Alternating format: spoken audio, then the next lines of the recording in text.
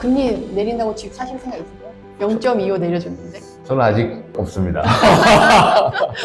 이런 대출 금리 이슈 때문에 과연 부동산이 크게 움직일 거냐 했을 때 저는 변화 1도 없다라고 생각을 하고 영향력이 크지 않다라고 생각을 하고요. 공실로 고민하시거나 또는 부동산 자산의 자산 가치 상승을 모색하시는 분들이시라면 아이엠박스에 연락주세요. 아이엠박스를 검색하시거나 화면 하단에 링크에서도 확인이 가능합니다. 최근에 한국은행이 기준금리를 내렸는데 그 부동산에는 어떤 영향이 올까요? 금리 내린다고 집 사실 생각 있으세요? 0.25 내려줬는데. 저는 아직 없습니다. 이게 사람들이 참 착각을 하는 게 금리 내리면 싸게 돈을 빌릴 수 있으니까 싸게 돈을 빌릴 수 있으면 무조건 집을 사겠지라고 생각을 하시는데 사실은 그렇지 않거든요. 예. 지금 집을 사려고 맘먹은 사람들이 이자가 싸지면 좋은 거지 이자가 싸졌다고 집을 사려고 하는 마음이 없는 사람들이 갑자기 집을 사겠다고 나서진 않거든요. 또 미미하게 0.25%밖에 안 내렸거든요. 미국은 기껏 0.5 내려줬는데 사실 그것 때문에 영향이 크진 않고 또 문제는 뭐냐면 지금 이 자료를 보시면 아시겠지만 노랑 색깔 이 선이 한국의 기준금리고요. 이 주황색이 한국 주택담보대출 금리예요. 시중금리라는 거죠. 그래서 기준금리랑 시중금리랑 이렇게 차이가 많이 났을 때 예대 마진이 많이 차이가 나서 이거를 조정할 수 있을 때는 기준금리를 올리느냐 내리냐에 따라서 같이 변동성이 있을 수가 있는데 지금 최근 걸 보시면 아시겠지만 한국 기준금리는 요번에 내려서 3.25고요. 한국 주택담보대출금리는 3.5예요. 딱 붙어 있어요. 예대 마진이 별로 남길 게 없어요. 게다가 올해 초에 정부에서 금융당국에 요청한 게 뭐였냐면 이번에 미국은 갑자기 확 금리를 올리고 확 내릴 수 있는 게 미국은 고정금리가 90% 훨씬 넘거든요. 우리나라는 대부분 70% 이상이 변동금리를 쓰고 있어서 이제 금리가 확 변하면 지금 금리에 영향을 받는 사람들이 많아서 확 변동을 할 수가 없거든요. 미국만큼. 그런데 그래서 우리나라 정부가 요청을 한 게, 금융에 요청한 게, 고정금리 상품은 가입자 수 늘려라. 지금 한 16, 18% 정도 되는데 30%까지 늘려라. 라는 거였는데, 그걸 주문하다 보니까 사실은 변동금리보다 고정금리가 더 싸야지, 이자가 더 싸야지, 그 상품에 가입할 거 아니에요. 그래서 사실은 올해 초에 막 2%대까지 금리가 내려간 게 있었어요. 물론 2% 후반대지만. 그래서 지금은 3%, 4%대 금리가 나오고 있어요. 시중금리가. 그래서 평균으로 3.5가 나오는 건데 지금 기준금리가 3.25라고 해서 과연 시중금리를 내려줄 수 있냐는 거예요. 시중금리 내려줄 그게 없어요. 여유가 없고 오히려 지금 대출금리 더 오른다라고 해가지고 기준금리는 내렸지만 이 기준금리는 정책금리잖아요. 기준금리 내렸다고 해서 시중금리가 내릴 수 없는 상황이기 때문에 사실은 기준금리 내렸다고 앞으로 부동산 집값이 오를 거다라고 얘기하기에는 게다가 지금 이미 5, 6, 7월 달에 너무 많이 올라서 숨고르기 구간 들어오고 대출기에 들어오고 지금 하반기 에너지가 작아서 가격이 에너지가 꺾이는 분위기에서 이런 대출 금리 이슈 때문에 과연 부동산이 크게 움직일 거냐 했을 때 저는 변화 1도 없다라고 생각을 하고 영향력이 크지 않다라고 생각을 하고요. 이전의 역사를 봐도 금리가 오르고 내리느냐에 따라서 부동산 집값이 올랐냐 내렸냐의 비례 관계를 보면 50대 50이었습니다. 그거는 주변 부동산 경제 상황이랑 이 시기에 따라서 금리가 미치는 영향이 크고 작고가 달라질 수 있다는 거죠. 이전에 자이언트 스텝 할 때는 갑자기 금리가 이자가 2배 됐으니까 영향을 끼칠 수밖에 없지만 지금은 시중금리 자체가 크게 영향을 받을 수 있는 상황은 아니기 때문에 크게 저는 변화가 없을 거다라고 생각을 합니다. 일반 아파트 월세가 500만 원이라고 해서 지금 서울 아파트 월세도 엄청 비싼 것 같은데 이게 그 매매가로 영향을 미칠까요? 사실은 지금 월세가 많이 오르는 이유는 전세 가격이 너무 높아서 못 가는 것도 있지만 전세 가격이 높은데 지금 전세 대출도 DSR을 적용하고 전세 대출을 이전보다 많이 못 해주니까 옛날에는 전세 대출은 제한 없이 막 해줬으니까 전세 보증금이 높아도 다들 대출 받아서 그냥 잘 갔어요.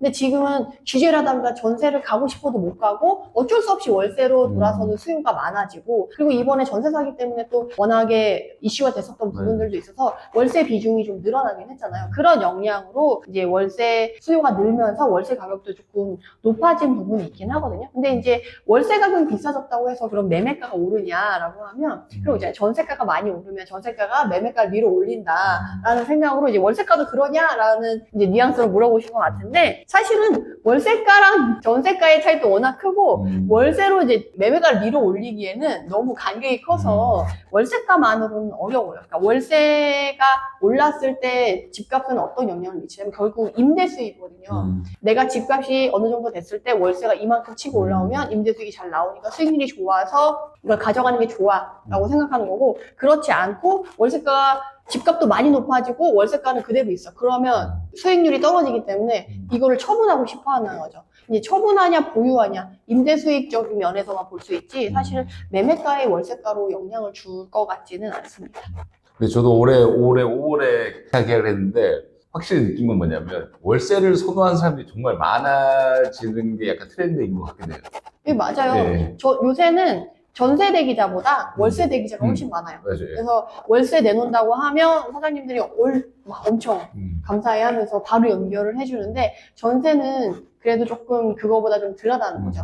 근데 월세가 지금 이런 식으로 대출 규제가 되고 이자가 비싼 상황에서는 임대 수익률이 잘 안 나오기 때문에 새로 창출될 수 있는 월세가 많지 않아요. 왜냐면 월세를 넣으려면 본인이 목돈을 갖고 있고 또는 그 부족한 돈을 대출을 받아가지고 월세를 받으면서 임대를 해나가면서 보유 유지를 하는 건데, 그럴 정도로 월세가 메리트 있는 상황은 아니거든요. 그래서 사실 월세가 새로 창출되는 매물들이 생겨야 이제 월세 수요가 느는 것만큼 공급을 해줄 수가 있는데 그렇진 않아서 월세가는 앞으로도 좀 꾸준히 오를 수밖에 없는 상황이지 않을까 싶습니다. 그러면 지금 현 상황에서 이제 장기적으로 또는 앞으로 내 집 마련을 하시는 분들이 계시다라고 하면, 또는 투자를 하려고 하시는 분들이 계시다라고 하면 이 지역은 좀 괜찮을 것 같다 하는 데가 있을까요? 혹시? 전국 단위 뭐 괜찮은 데는 너무 많죠. 너무 수도권, 많은데. 수도권. 네, 너무 많은데 네. 이제 수도권 위주로 네. 말씀을 드리자면 사실 지금 지방은 너무 냉탕이잖아요. 너무 차가워서 지금 지방을 보시라고 얘기하기엔 너무 이르고, 사실은 정책적으로 지방 미분양이 증가하고 지방 시장이 지금 많이 힘든데도 불구하고 이번에 서울 부동산 시장이 너무 뜨거웠기 때문에 정책적으로 지방에 뭔가 지원해주기에는 손이 부족하다고 해야 되나? 약간 그런 분위기가 있는 것 같아요. 정부가 지방을 이렇게 챙겨줄 만한 시간을 좀 줘야 되는데 그런 시간을 주지 않고 서울 부동산이 혼자 막 이렇게 날아가는 부분이 있어서 서울 챙기다 보니까 지방이 치됐다? 약간 이렇게 볼 수가 있는데, 그래서 이후에 이제 정부가 정책적으로 지방을 이제 지원해주고 이제 살리려고 하는 분위기가 오면 그때 지방을 보시면 좋을 것 같고, 당분간 냉탕은 그래서 유지가 될 것 같아요. 그래서 수도권 위주로만 보시는 게 좋긴 한데, 수도권도 보면 지금 서울만 지금 뜨겁게 갔지, 아까 본 것처럼 서울은 매매가가 올해만 해도 10% 누적 증감률이 있었는데 인천이랑 경기는 그거의 반 정도밖에 올라가지 못했어요. 그래서 이전에 얘가 더 올라가면 이제 인천이랑 경기도 올라갈 거야 라고 했는데 지금 꺾이는 분위기로 갔잖아요. 그래서 사실은 서울 부동산 시장의 흐름과 나머지 경기도나 인천 분위기의 흐름은 좀 달라요. 서울 같은 경우 23년도에 월죽신 분위기가 나오고 이후에 그 에너지가 커져서 퍼져나가서 이제는 한강을 끼고 위아래 있는 지역들은 준신축구까지 물이 올라가서 거의 전고점에 가까운 가격까지 많이 가격이 올라왔거든요. 근데 인천과 경기도 같은 경우는 23년, 4년도에 이제 얼죽신 분위기가 꾸준히 유지되고 있는 분위기로 서울보다는 조금 에너지랑 흐름이 좀 뒤늦게 가고 있다라고 이해를 하시면 돼요. 안녕하세요. 셀프 스토리지 아이엠박스를 운영하고 있는 남성훈입니다. 아이엠박스는 개인 보관 창고를 운영하며 오랜 기간 동안 공실로 고민하시는 임대인 건물주의 고민을 해결해 드릴 뿐만 아니라 부동산 자산 가치 상승에도 기여하고 있습니다. 오랜 기간 동안 공실로 고민하시거나 또는 부동산 자산의 자산 가치 상승을 모색하시는 분들이시라면 아이엠박스에 연락주세요. 아이엠박스를 검색하시거나 화면 하단의 링크에서도 확인이 가능합니다.